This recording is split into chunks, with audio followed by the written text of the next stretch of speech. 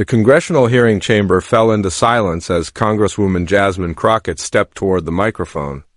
In her hand was a thick pile of documents held with deliberate firmness. Across from her, Pam Bondi, the former Florida Attorney General, sat poised in the witness chair, her hair perfectly styled, her posture confident, her face calm and steady. For weeks, Bondi had appeared on television claiming she possessed undeniable proof of widespread election misconduct. This hearing was meant to be her moment of triumph, the stage where she would finally present what she called irrefutable evidence. What Bondi didn't expect was that Crockett, a first-term congresswoman from Texas and a former civil rights attorney, had spent sleepless nights preparing for this confrontation. As Crockett adjusted her microphone, her sharp eyes met Bondi's. The atmosphere shifted instantly. Crockett began speaking in a composed but powerful voice that demanded attention. "I've gone through your testimony carefully," she said. "But before we move forward, there's something new I'd like to share." The room tensed as she lifted a sealed envelope for everyone to see. Bondi's confident smile wavered, just for a moment, but long enough for every camera in the room to capture it. No one knew what was inside that envelope. But in the next 15 minutes, Pam Bondi would face one of the most damaging exposures of her public life. While Jasmine Crockett would rise as a commanding new voice in congressional oversight, before we continue this dramatic showdown, make sure to share, and subscribe to our channel for more political insights and in-depth analysis of Washington's most intense moments. Pam Bondi had entered that hearing room certain the spotlight was hers. As Florida's former Attorney General and a staunch conservative voice, she had long built a reputation for toughness and composure. Her pearl necklace and navy blazer projected the image of seasoned authority she had carefully crafted over the years. The committee chamber buzzed with anticipation. This was no ordinary session. It was a special hearing set up to investigate Bondi's explosive claims of government-wide legal violations for weeks. Bondi had dominated conservative media, promising evidence that would shake the nation's capital. Her Republican allies on the committee were eager, believing she would deliver a devastating blow to their rivals. Ms. Bondi joins us today with serious concerns that merit our full attention, declared the committee chairman. She has served this nation honorably and brings matters that rise above partisanship. Across the dais, Jasmine Crockett sat quietly among the Democratic members. At 42, she was new to Congress, but far from inexperienced in high-pressure legal battles. Before her political career, she had built a strong reputation in Texas as a relentless civil rights lawyer who won cases others refused to touch. Her staff noticed her unusual intensity leading up to the hearing, requesting documents, making late-night calls, and reviewing Bondi's every public statement with exact precision. "She's preparing. Like she's going back to court," one aide whispered. What few knew was that Crockett had received a confidential email 3 days earlier, a message from one of Bondi's former associates with the subject line, "What she's not telling Congress." The contents of that email, once confirmed, threatened to destroy Bondi's credibility and unravel her entire testimony. As the chairman finished his introduction, Crockett met the gaze of her chief counsel, who gave a subtle nod. The documents were verified. What was about to happen wasn't just partisan sparring. It was a strategic counterattack, designed to reveal what Crockett believed to be a calculated attempt to deceive Congress. Bondi began her remarks with smooth precision, her tone steady and confident as she described what she called troubling findings of corruption. "This isn't something I take lightly," she said. "When I see wrongdoing, I feel obligated to speak up." Republican members nodded, pleased with how the hearing was unfolding. But across the table, Crockett quietly opened a folder. Inside were the papers that could turn the entire proceeding upside down. She waited patiently for her turn to question the witness, knowing that her timing could determine everything.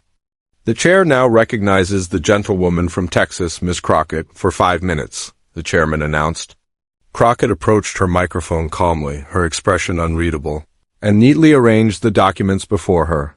"Thank you, Mr. Chairman," she began. "Ms. Bondi, thank you for being here today." I know public service can be demanding, and you've had a long career. Bondi nodded appreciatively. Thank you, Congresswoman. Before discussing your claims, I'd like to confirm a few things, Crockett continued smoothly. You said your testimony today is nonpartisan and based purely on verified evidence.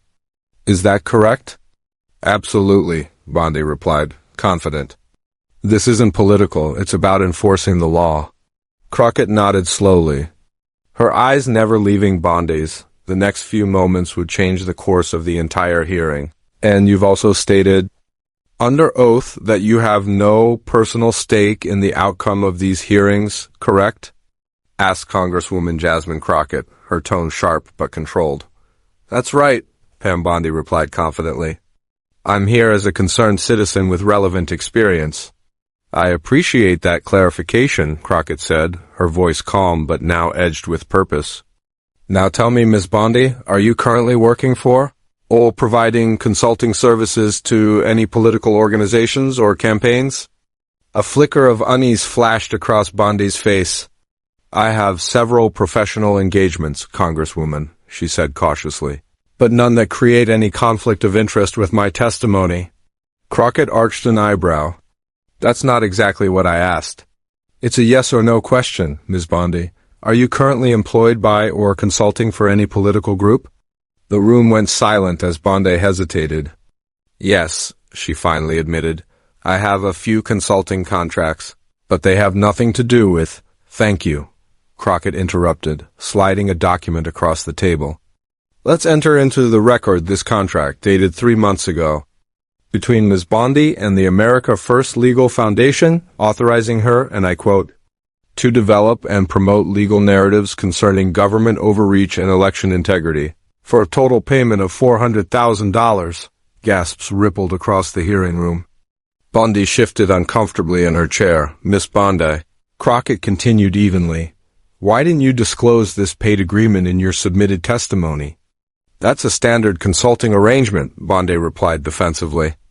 It doesn't affect the accuracy of my testimony. Let's move on, Crockett said, her voice gaining strength. Are you familiar with a man named Harrison Wells? Bondi blinked. I don't believe so.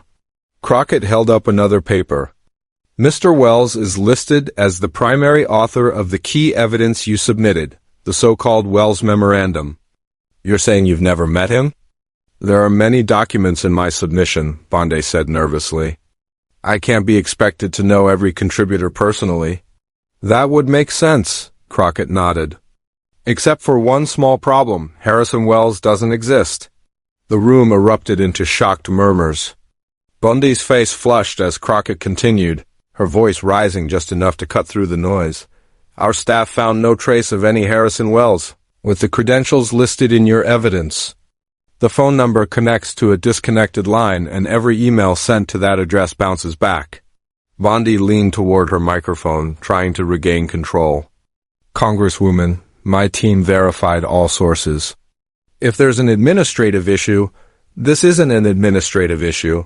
Crockett cut in sharply, lifting another page. This is the original draft of your so-called memorandum, recovered from your assistant Thomas Greenberg's cloud drive. The file's metadata shows it was written just 6 weeks ago.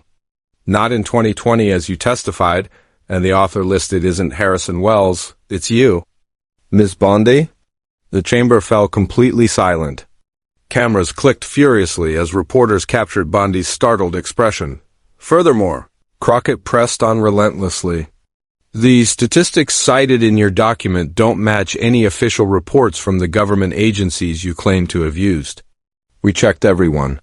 Bondi tried to steady herself. Congresswoman, you're mischaracterizing basic research practices. My team compiled data from multiple. Does your team regularly fabricate sources, Miss Bondi? Crockett shot back. That's an outrageous accusation. Bondi snapped, her voice breaking with anger. The committee chairman struck his gavel hard. The gentlewoman will maintain decorum, he ordered.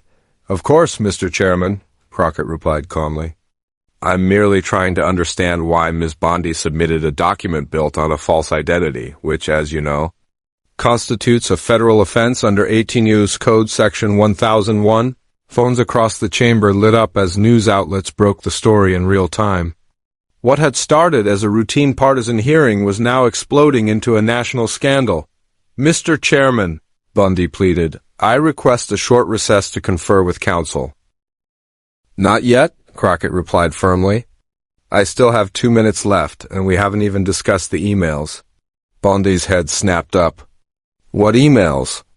"These," Crockett said, sliding forward a stack of printed messages.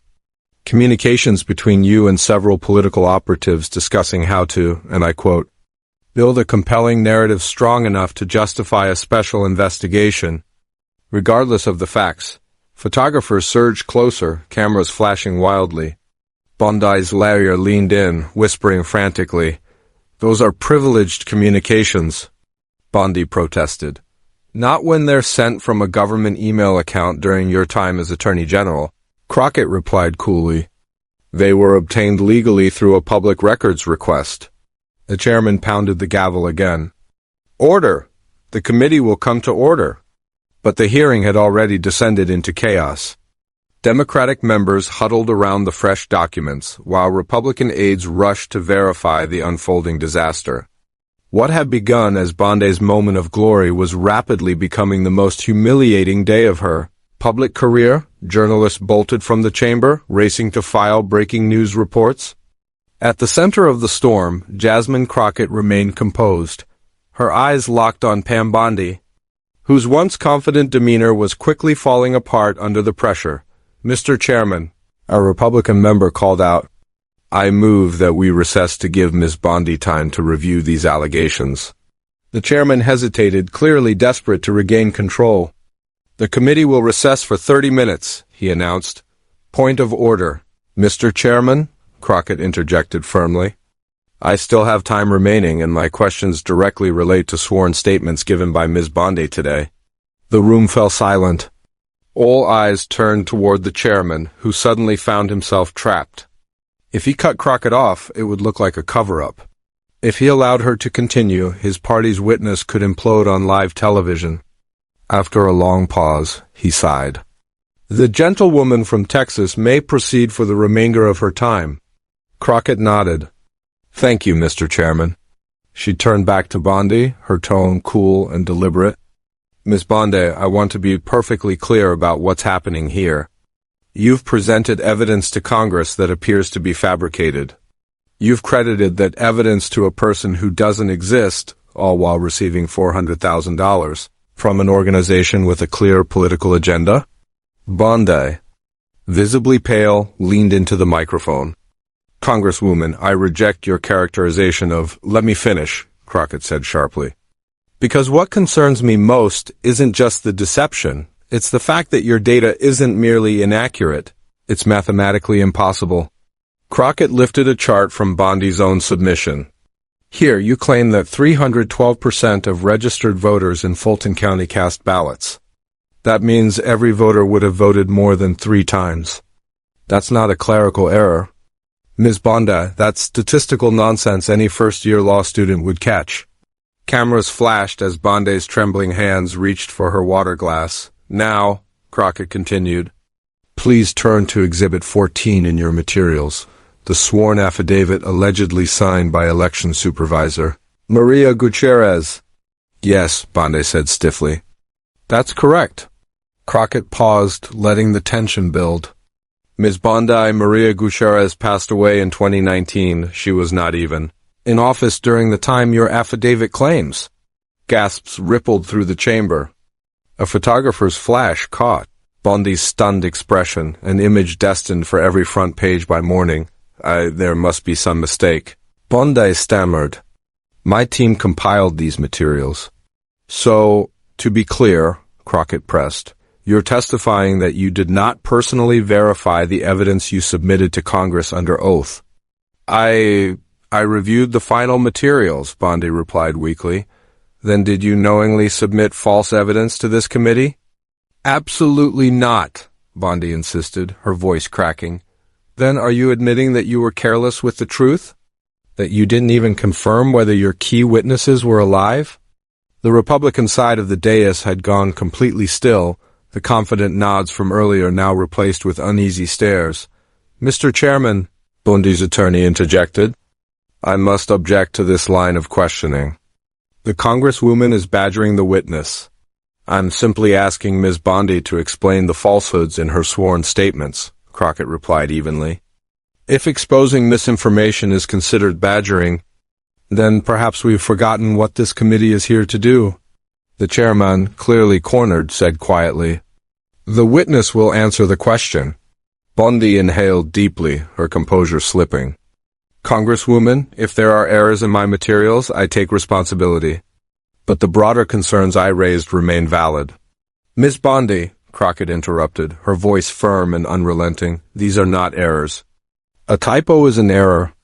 A miscalculation is an error. What you've submitted shows intentional falsification. You fabricated a source, cited impossible statistics, and presented testimony from a deceased individual." She paused briefly, letting the words hang in the air, then delivered the final blow. "And we still haven't discussed the text messages." Bondi's eyes widened in panic. "What text messages?" Crockett nodded to her staffer, who projected an image onto the screen. The audience gasped as a series of text messages appeared in bold letters. Pam Bondi. "Need something dramatic for the hearing. Real data doesn't tell the story we need. Making up sources is risky. Congress checks everything. Unknown contact, don't worry. Just make it sound convincing for the media cycle. That's all that matters." The timestamp showed the exchange had taken place just 2 weeks before the hearing. For several long seconds, the room was frozen in absolute silence. Bondi stared at the screen, her face drained of color, her mouth slightly open but unable to speak. "Miss Bondi," Crockett said quietly but firmly, "would you like to revise your earlier testimony where you claim not to have knowingly submitted false information to Congress?" Bondi turned toward her attorney, who was frantically scribbling notes.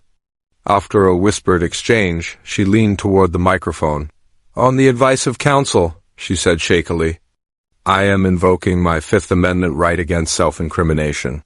The room erupted in a wave of shock, gasps, and camera flashes. Jasmine Crockett sat back in silence, her expression calm. Knowing the gravity of what had just unfolded, the chairman's gavel struck with force. "This hearing will recess for 1 hour," he declared. But the decision came too late. The damage had already been done. As lawmakers began to leave their seats, cameras captured the moment that would dominate every major headline for days.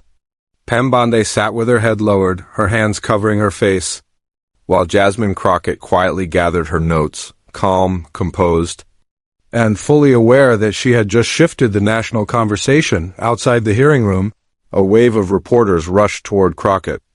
"Congresswoman, when did you first uncover these fabrications?" one journalist shouted. Crockett stopped briefly, choosing her words with precision. "This committee exists to uncover the truth," she replied firmly. "And today, that's exactly what we did." As she walked down the corridor, her phone buzzed continuously, notifications flooding in. The hashtag Bondi Exposed was already trending across social media. By evening, the hearing had become the single biggest story in Washington. Every major news network broke the same headline: Bondi breakdown, former egg invokes fifth after evidence questioned. Later that night, inside her Capitol Hill office, Jasmine Crockett sat with her senior staff, watching the fallout unfold across multiple screens. Her chief of staff handed her a cup of coffee. "CNN just confirmed they've verified all our documents," he reported. "And the Justice Department has formally requested every piece of evidence from today's hearing." Crockett nodded, the exhaustion of preparation visible in her expression. "What about the chairman's statement?" she asked. Her communications director looked up from her phone. "He just released it. He's announcing a full investigation into Bondi's testimony preparation, but trying to separate the committee from the scandal." On the main monitor, footage from the hearing replayed in a continuous loop, especially the moment when Bondi invoked her Fifth Amendment rights. Her once calm demeanor shattered on national television. Crockett turned to her team and spoke quietly but with conviction. "This isn't just one false testimony. This was an organized effort to mislead both Congress and the American people. The real question now is, how far does it go? As if on cue, her legal counsel entered the room, carrying a fresh stack of documents. "You were right to push further," he said. "We found links between Bondi's consulting firm and 3 other witnesses who've recently testified. Same funding, same evidence patterns, same manipulation." Crockett's eyes widened slightly. What had started as a single exposure of fabricated testimony was evolving into something far more serious, a potential conspiracy designed to feed Congress false information. Meanwhile, across the city, Pam Bondi sat in her attorney's office, watching her reputation unravel in real time. Former allies were abandoning her one after another. "America First Legal has ended your contract effective immediately," her assistant said softly. "And the network wants to postpone your regular commentary indefinitely." Bondi stared out the window, barely reacting. How had everything collapsed so quickly? The plan had seemed flawless. Give persuasive testimony, dominate the headlines, and move on before anyone could fact-check the claims. It had worked before. What changed this time? The answer was clear. Jasmine Crockett. Unlike others, Crockett hadn't sought attention or applause. She had come to the hearing with something far more dangerous, the truth and undeniable evidence to prove it. Bondi's phone buzzed again, a text from a former colleague. "DOJ just opened a preliminary investigation. Record preservation order incoming. Don't delete anything." By morning, the scandal had grown beyond Bondi herself. National outlets were now exposing a wider network of partisan experts accused of giving misleading testimony before Congress. One major headline read, "Testimony industry exposed, how paid witnesses misled lawmakers." Social media exploded with side-by-side clips. Bondi's confident opening remarks versus her shaken silence as she invoked the fifth. Memes of Crockett's calm questioning flooded timelines, with phrases like "receipts ready" and "Crockett? Docket on Capitol Hill." The political fallout was immediate. The committee chairman convened an emergency meeting with his Republican colleagues. Tensions ran high behind closed doors. "We were told her testimony was solid." One member shouted, "Now we look like fools or worse." "Her credentials were spotless," another argued. "Maybe if we had done real fact-checking, like Crockett did, we wouldn't be here," a more moderate member snapped. "We're supposed to conduct oversight, not serve as a propaganda outlet." By mid-afternoon, the chairman made a stunning announcement: all upcoming hearings were suspended until the witness verification process could be reviewed. It was an extraordinary acknowledgement of institutional failure for Jasmine Crockett. The aftermath was a turning point, both a challenge and an opportunity. She had not only exposed a major deception, but also proven that integrity, preparation, and truth still carried weight in the halls of Congress. When Jasmine Crockett arrived at the Capitol the next morning, the atmosphere had completely shifted. Lawmakers from both sides of the aisle approached her, some offering congratulations, others quietly asking how she had managed to uncover so much. "The Speaker wants to meet with you this afternoon," her chief of staff informed her. "And every major network has requested an interview." Crockett nodded, still absorbing the scale of what had happened.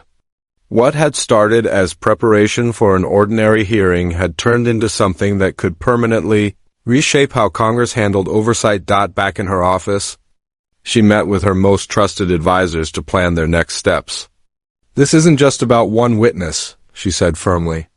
"It's about a coordinated effort to manipulate congressional testimony for political advantage. We have to follow the evidence wherever it leads." Her legal counsel agreed. "The documents we've analyzed point to at least 3 other witnesses using the same tactics, different hearings. Different subjects, but nearly identical methods." "Then we proceed carefully," Crockett decided. "No grandstanding, no accusations without proof, only verified facts in a transparent process." Meanwhile, the fallout for Pam Bondi continued to snowball. By the end of the week, the Florida Bar Association had launched an ethics investigation. Law firms quietly removed her profile from their websites, and social media platforms began labeling her previous statements as disputed, or misleading. Reporters eventually tracked her to a private airstrip, where cameras caught her hurrying toward a plane, head down and wearing dark sunglasses. That single image went viral, another defining snapshot from a week filled with stunning moments. In Washington, the ripple effects spread fast. Other congressional committees began re-examining past testimonies, especially from witnesses who had made bold claims but provided little verified proof. 2 weeks later, Crockett stood on the House floor to deliver a speech that summarized what the moment truly meant. "What we saw wasn't just one person failing to tell the truth," she said to her colleagues. "It was a test of Congress itself, whether we value facts over fiction and substance over spectacle. The American people deserve a Congress grounded in reality, not political theater." Her words struck a chord. The speech spread rapidly across the internet, shared millions of times, and praised across party lines. For many Americans, it was a reminder that honesty and accountability still mattered in government. Political commentators called the Bondi-Crockett confrontation a turning point in modern congressional oversight. "We're seeing a new kind of accountability," one veteran analyst said on a Sunday morning talk show. "In the past, hearings were about sound bites. What Representative Crockett showed us is the power of preparation and digital documentation in an era where every record leaves a trace." 6 months later, the ripple effects were still being felt. The committee had introduced stricter verification rules for all testimony, forcing several scheduled witnesses to withdraw rather than substantiate their claims. The Justice Department's investigation had expanded to include organizations that had promoted misleading witnesses before Congress. Jasmine Crockett's reputation had grown dramatically, not because of fiery rhetoric but because of precision, patience, and her unwavering focus on facts.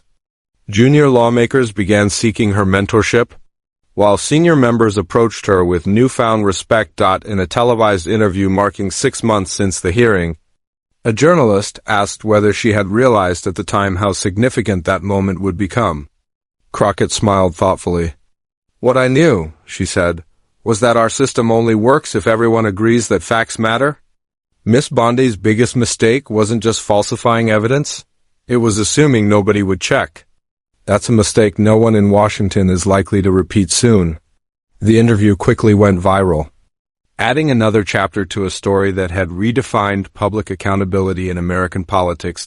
As for Pam Bondi, she eventually resurfaced months later in a carefully controlled interview on a friendly network, claiming the whole controversy was a staffing error and a simple misunderstanding. But the public wasn't buying it. Her credibility was gone, and the reputation she had built over years was permanently damaged, undone in just a few minutes of televised truth. For Washington insiders, the message was unmistakable. In a digital era where every document can be verified and every claim can be traced, the old methods of political theater were no longer enough. The truth, sooner or later, always found its way to light. One record, one message, one fact at a time, across the nation. Millions of viewers who had watched the confrontation unfold drew their own conclusions. Some saw it as a partisan battle, but most saw something deeper, proof that integrity still had a place in American democracy. That evidence still mattered. That truth, even in the rough-and-tumble world of politics, could still win. Don't forget to like this video, the narrator's voice concluded, and hit that subscribe button for more deep dives into political moments that shaped America. Share your thoughts in the comments. What did you think of the Crockett versus Bondi showdown? And which political confrontation should we break down next?